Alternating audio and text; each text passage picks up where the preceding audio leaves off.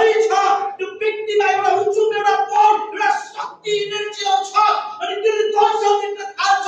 त्यसले कतिवटा वचनको प्रकाशको कुराहरू खोलिन थाल्छ अनि जब उसको भित्र कुनै दर्शन भिजन आउँछ त्यो व्यक्ति एक जग्गा बस्न मन पर्दैन।